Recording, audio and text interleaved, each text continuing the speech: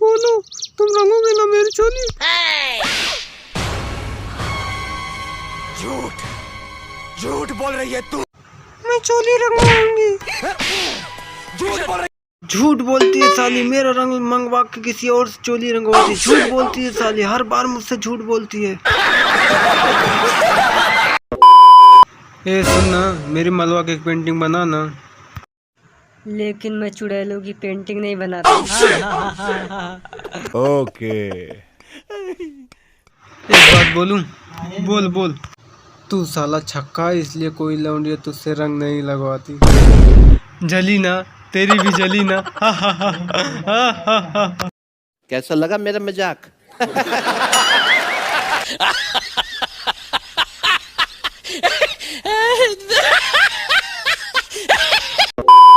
फिलहाल मैं बताऊं किसे रंग लगवाऊं? हाँ हाँ बताओ, जल्दी बताओ। चलो कमरे में रंग लगवाऊंगी। अभी? हाँ। चलो।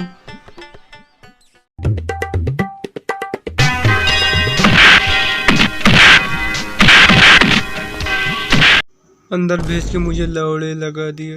लौड़े लग गए, लौड़े लग गए।